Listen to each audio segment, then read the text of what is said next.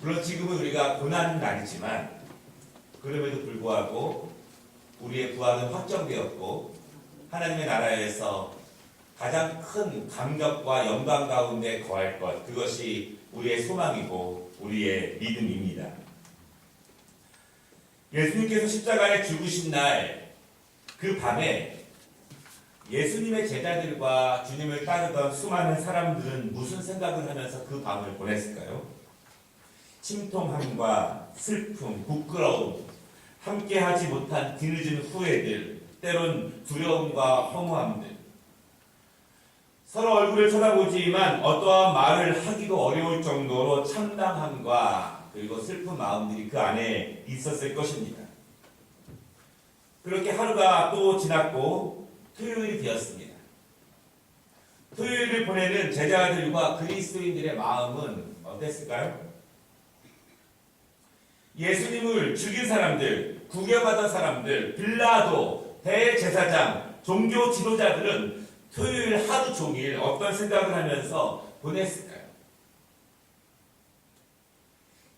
그들의 생각은 명백합니다. 정말 예수가 살아날 것인가, 부활할 것인가, 염려는 그들이 훨씬 더 많이 했습니다. 62절 말씀을 보십시오. 뭐라고 말씀하고 있냐면 27장 대제사장들과 바리새인들과 빌라도가 모여서 의논을 합니다. 주여, 저 속이던 자가 살아있을 때 말하되 내가 사흘 후에 다시 살아나리라 한 것을 우리가 기억하노니 그러므로 명령하여 그 무덤을 사흘까지 굳게 지키게 하소서. 그의 제자들이 와서 시체를 도둑질하여 가고 백성에게 말하되 그가 죽은 자 가운데서 살아났다 하면 후에 속임이 전보다 더 클까 하나이다. 그렇게 말을 하고 있습니다. 그들은 예수님의 말을 기억합니다. 그리고 조바심이 났습니다. 그리고 두려움이 있습니다. 물론 그들은 예수님의 부활을 믿지 않았습니다. 그러나 혹시라도 제자들의 시체를 훔친 후에 부활했다고 많은 사람들을 선동할까 염려하기도 합니다. 여러분, 그렇지만 그들이 토요일날 왜 모여 있습니까? 그들의 마음에는 두려움이 있습니다. 왜냐하면 예수가 생전에 보이신 기적과 능력은 충분히 하나님의 아들다웠습니다. 메시아다웠고 구원자다웠습니다. 그래서 그들은 예수가 한 부활에 대한 장담, 그것이 사실로 나타날 수도 있을까 염려하고 두려워하게 됩니다. 여러분, 만약에 예수님께서 살아생전에 놀라운 능력과 기적을 행하지 않았다면 대제사장들과 종교 지도자들이 전혀 예수를 견제하거나 시기하지 않았을 것입니다. 예수가 능력을 행하면 행할수록 사람들은 열광을 합니다. 그럴수록 그들의 입지는 점점 줄어들게 됩니다. 그리고 그들은 점점 예수를 굳게 죽여야 한다라고 믿습니다. 능력이 있는 곳에 열광이 있지만 능력이 있는 곳에 시기와 질투와 죽음까지로 내모는 마음도 우리 안에 있습니다. 그래서 그들은 예수님의 무덤을 굳게 더 지키기로 결심을 합니다. 그리고 65절에 보면 빌라도는 더 많은 군사를 보냅니다. 그리고 무덤을 지키게 합니다. 거기에 끝나는 것이 아니라 더 큰 돌로 임봉을 해서 아무도 무덤 안으로 들어가거나 아무도 무덤에서 나올 수 없도록 막게 됩니다. 혹시 예수님이 살아나셔도 튼튼하게 막아 놓았기 때문에 나올 수 없도록 만들어 놓은 것입니다. 그렇게 또 하루가 지났습니다. 그리고 예수님께서 말씀하신 사흘째 아침, 주일 아침 새벽이 밝았습니다.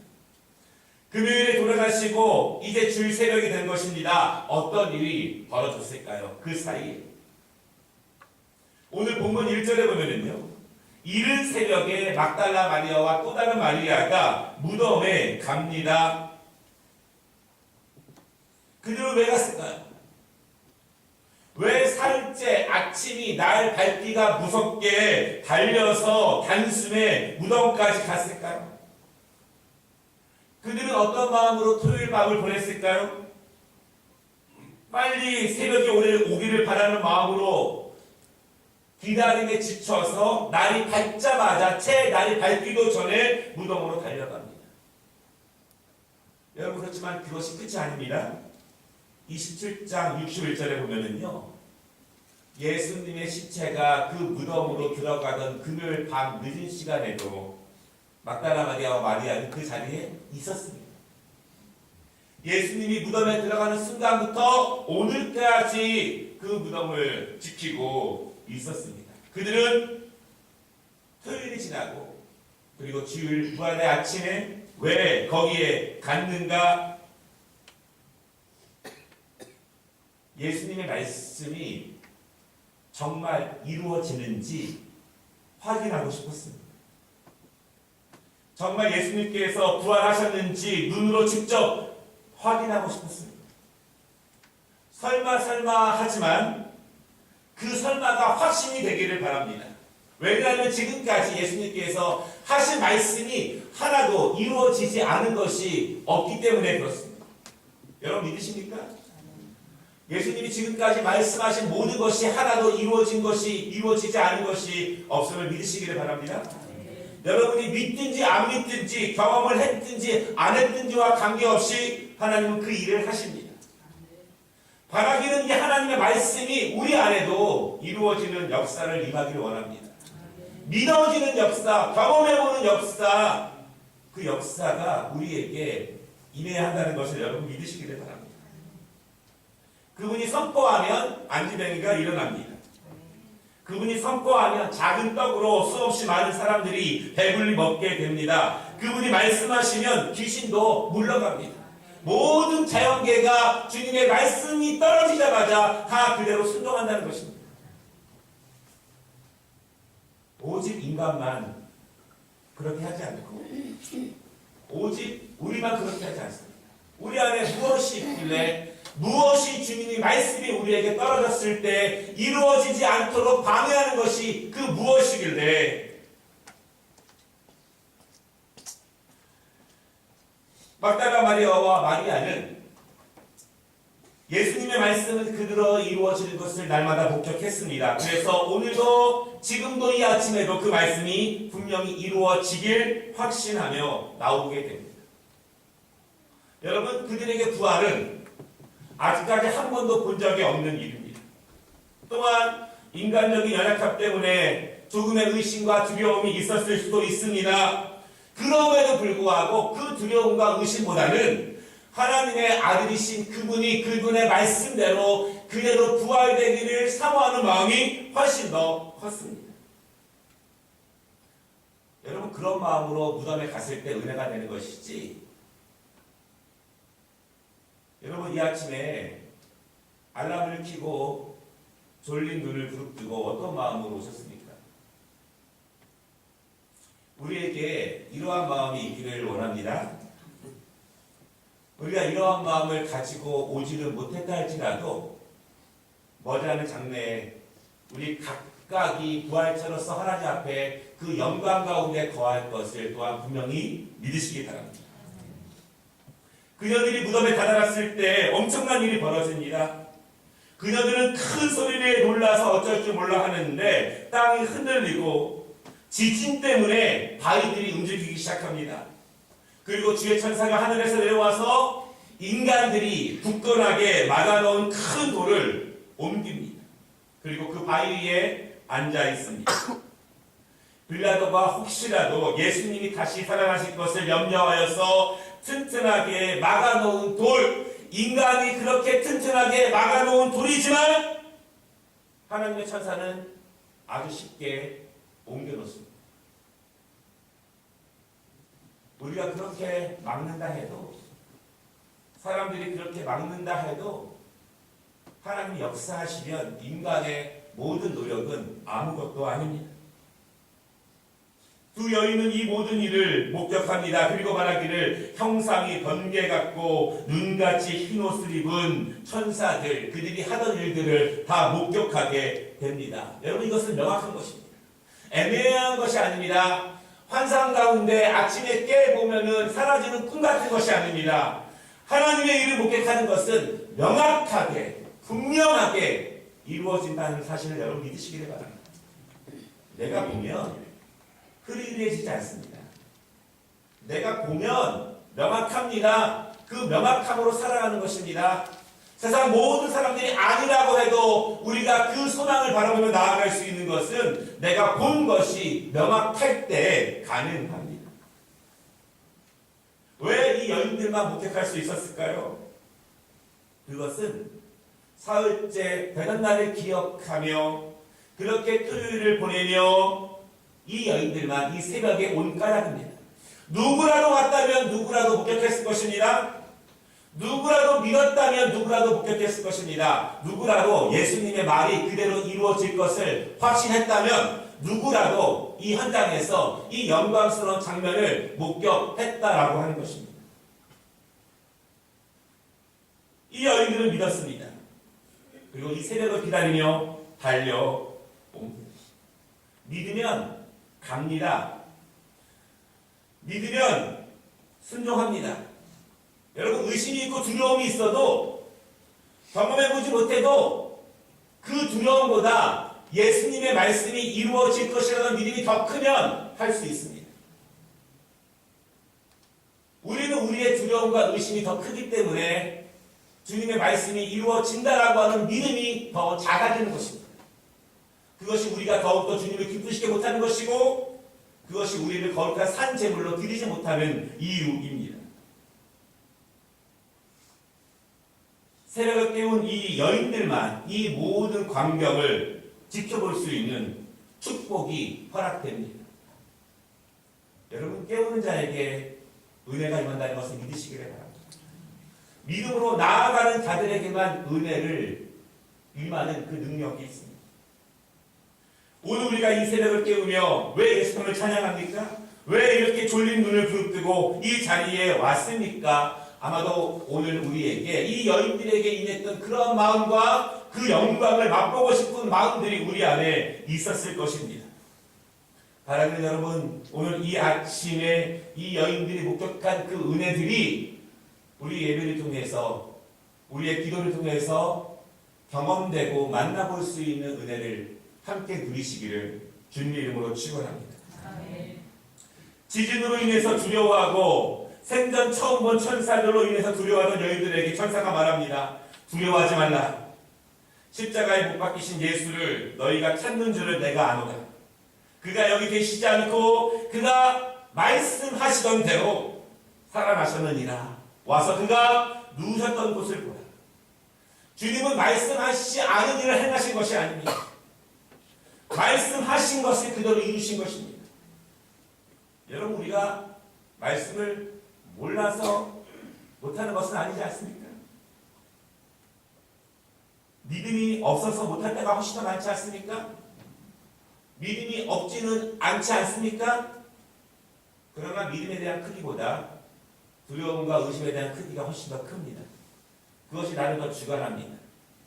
내가 계획하고 내가 생각하는 내 미래와 내일의 삶을 내가 더 확신하기 때문에 주님이 인도하시는 그 말씀이 이루어지는 믿음의 삶을 우리가 점점 소멸시킵니다. 그것이 우리 안에 분명히 있습니다. 예수님은 이미 무덤 안에 계시지 않습니다. 천사들이 이 여인들에게 무덤이 비었다는 것을 확인시켜 주십니다. 빌라도와 군사들이 튼튼히 지키건 말건 예수님은 그 안에 계시지 않습니다. 믿던 말건 제자들이 그 자리에 오던 말건 예수님은 그 말씀을 그대로 이루신다는 것입니다. 무덤은 이미 빈 무덤이 되었습니다. 아무도 존재하지 않습니다. 그 안에 아무것도 없습니다. 이 여인들은 빈 무덤을 분명히 봅니다. 여러분, 무덤이 무엇을 상징하죠? 죽음을 상징합니다. 마지막을 상징합니다. 끝을 상징합니다. 죽음은 비어 있었고 마지막도 비어 있었고 끝도 비어 있었습니다. 하나님의 능력 앞에 그분의 말씀이 이루어짐 앞에 우리가 생각하고 판단했던 모든 끝과 모든 무덤과 모든 죽음은 예수의 능력 앞에 비어진다는 사실도 여러분 믿으시기를 바랍니다. 결국 우리의 신앙은 자기를 비워가는 연습이며 자기를 비워가는 훈련입니다. 뭐에 대해서? 하나님의 말씀에 대해서, 성령님의 감동에 대해서 나를 계속 비워가는 것이 우리가 신앙생활하는 그 은혜의 모습일 것입니다.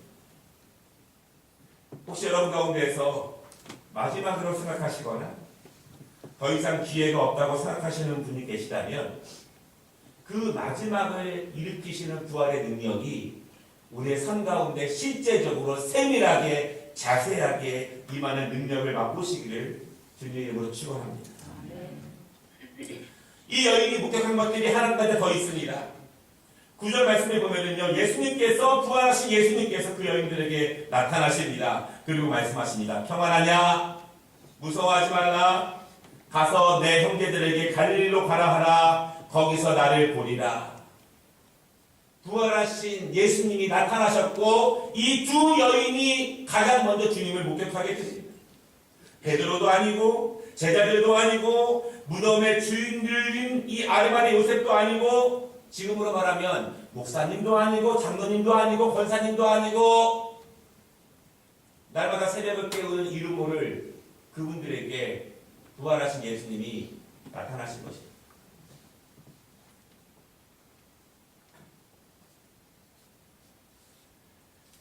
그들이 첫 번째 목격자가 되었습니다. 첫 번째 증인이 됩니다. 그리고 주님께서 그들에게 말씀하신 것은 분명합니다. 가서 전해라. 나를 보았다고 말해라. 너희가 지금 본 것, 그 본 것을 그대로 전해라. 그리고 내 제자들이 갈릴리로 오면 나를 만날 수 있을 것이라고 말해. 그들이 지금 두려움에 떨며 숨어 지내며 내가 말했던 모든 것이 이루어졌다고 믿지 못하겠지만 그럼에도 불구하고 예수님은 여전히 두려움과 의심 가운데 있는 제자들을 부활의 능력의 현장으로 초청하고 계십니다. 여러분, 우리는 지금 어디로 가야 할까요? 혹시 이 두 여인처럼 무덤으로 가지 못했다면 우리는 지금이라도 이 여인들의 말을 듣고 갈릴리로 가야 합니다. 갈릴리는 예수님의 제자들이 그들을 처음 만났을 그때입니다. 그 처음 만났던 그 능력의 자리, 부르심의 자리, 은혜의 자리, 초청의 자리로 예수님은 부활의 몸으로 그 제자들을 다시 부르고 계십니다. 목격을 하면 확신이 있지만 들은 이야기, 읽은 이야기만 가지면 확신해지지 않습니다. 만나면 증인이 되고 만나면 명확해지지만 들은 이야기만 가지고는 아무런 능력도 생기지 않습니다. 바울은 환상 가운데 부활하신 예수님을 명확하게 만납니다. 초대교회 수많은 순교자들이 지금도 그 믿음의 사람들이 그렇게 할 수 있는 이유는 예수님을 인격적으로 명확하게 확실하게 만났기 때문입니다. 그때 담대한 증인이 될 수 있습니다. 여러분, 저는 여러분들의 모든 영적인 경험을 다 알지는 못하지만 바라기는 단 한순간 예수를 믿어도 명확하고 분명한 증인의 삶을 사시기를 주님의 이름으로 축복합니다. 내가 본 것이 명확해야 합니다. 내가 만난 주님이 확실해야 합니다. 애매한 것이 아니라 흐리한 것이 아니라 명확한 부활의 주님이 오늘 이 여인들을 만나 주셨습니다. 부활의 은혜가 왜 중요하냐면 그것이 우리에게 이해가 되고 믿음이 되고 확신이 되고 우리가 그것을 경험하면 반드시 증인이 됩니다. 사랑하는 여러분, 우리가 고난주간 새벽 기도회를 마치고 오늘 부활의 아침에 함께 나왔습니다. 어떤 은혜를 사모하시고 바라보십니까? 이런 은혜를 우리가 사모하기를 원합니다. 주여, 증인된 삶을 살게 하시옵소서. 왜 증인이 되어야 하냐면 내가 부활할 것을 주님이 이미 증명하셨고 그 증명으로 나의 부활이 확증되었기 때문에 내가 이 땅 가운데 증인된 삶을 살겠습니다. 살게 하시옵소서. 이것이야말로 부활의 아침을 사모하는 우리 모두에게 가장 영광스러운 축복이 아닐까 생각됩니다. 이 땅에 수많은 사람들이 있지만 수많은 교회가 있지만 정말 증인으로서 생명을 가지고 능력을 가지고 살아가는 성도들, 그 은혜가 이 부활의 아침 여기 계신 우리 모든 성도들에게 임하는 영광을 맛보시기를 주님의 이름으로 축복합니다. 잠깐 기도하고 찬양하도록 하겠습니다.